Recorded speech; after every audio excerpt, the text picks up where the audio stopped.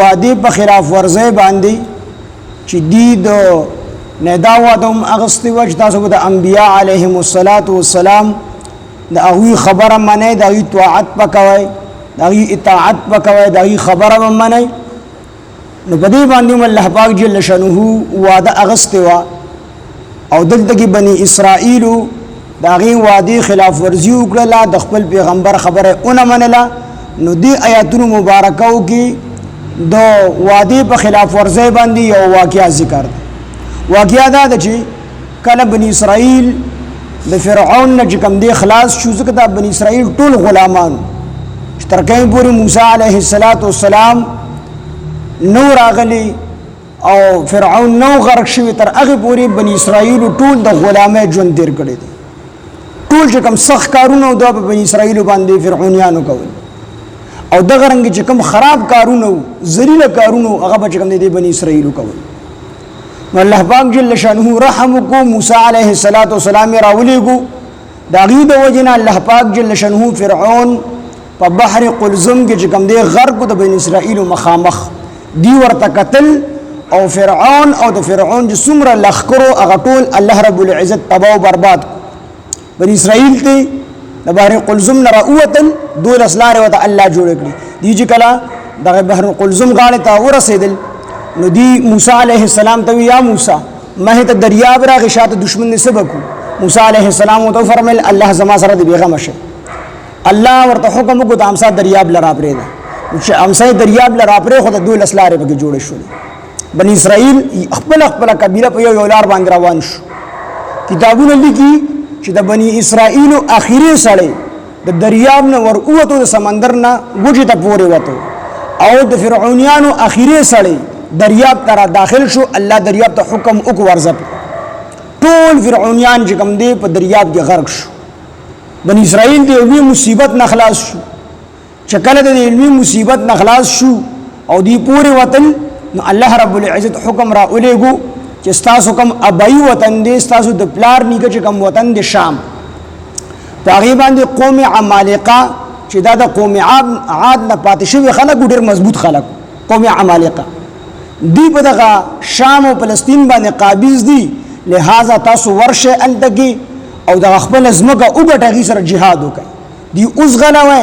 دغه ازمکه فتح کوي او الله رب العزت ورله بشارت او وعده سره الله وکړه چې دغه ازمکه ما تاسو په قسمت کې لیکل ده دغه ازمکه به تاسو لدرکو خدای صرف نیت jihad وکړي د ازمکه ته ور داخل شي زبتا سره فتح او کامیابی درکما او دغه ازمکه تاسو ابایز مکه ده مقدس ازمکه دغه تاسو ته پاتې شي د نور انعام یو انعام خو په الله دا وکړي چې فرعون د ذلت نه خلاص کړ دویم انعام په الله دا وکړو چې د دې دشمن چې ټول عمر ول زړه سوځولې د دې سترګو وړاندې غرب نو الله ورته فرمایل چې مزید نعمت تر باندې کوم مزید انعامات تر باندې کوما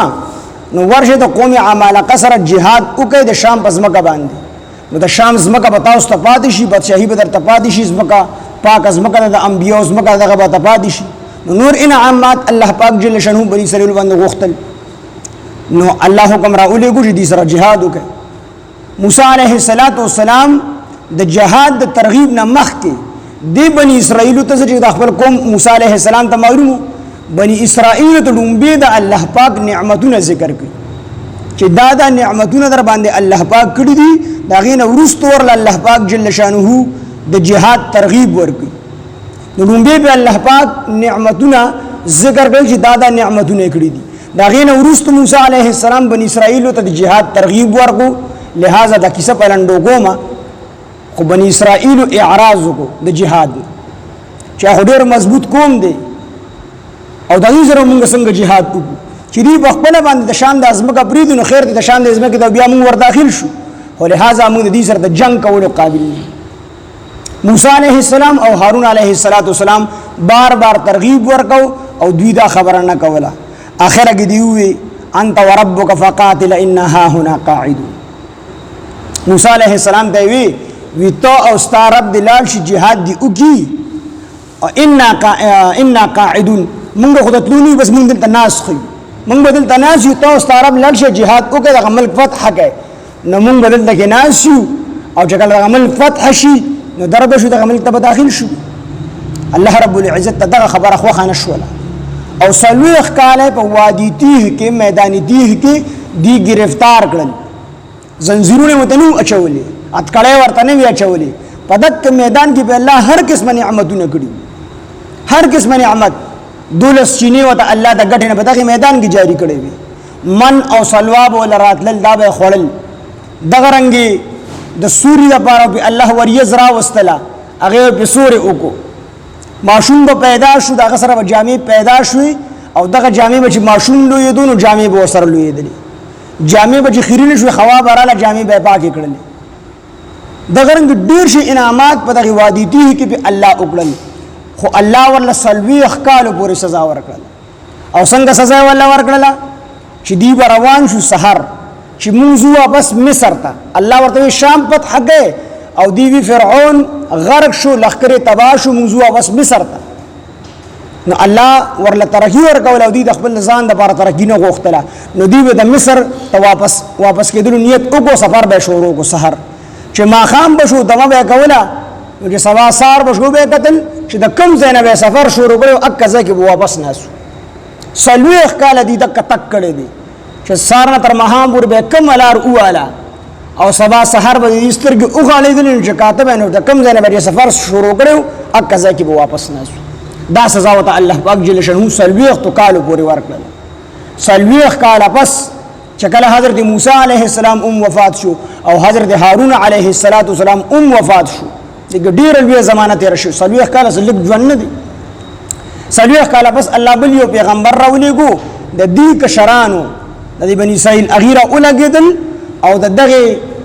قوم عمالقه سره jihad وکړو الله رب العزت ورله شام زمکه ورکا فتح ول الله ورکړه او دغه عذاب نه الله پاک جل شانه آزاد کړ ودي موسی علیہ السلام دی انت وربک فقاتلا انا ها هنا قاعدون رسول الله صلی الله علیه وسلم جنگ بدر کی ترغیب ورکاو ځکه جنگ بدر ګډیر لومبي جنگ د اسلام تعداد پکې ډیر زیات کم اسلحه نوا بل طرف ته مقابل کې دشمن چې کومو طاقتور مو تعداد کې ډیرو ار یو سره چې کوم د اسلحه پورا وا رسول الله صلی الله علیه وسلم ډیر زیات پریشان وو او جړل دعاګانې به غوښتلې حضرت مقداد رضی الله عنه ور مخک شو د الله پیغمبر موږ د بنی اسرائیل په شانتي مګنا چې بنی اسرائیل موسی علیه السلام ته په تو وخت کې وی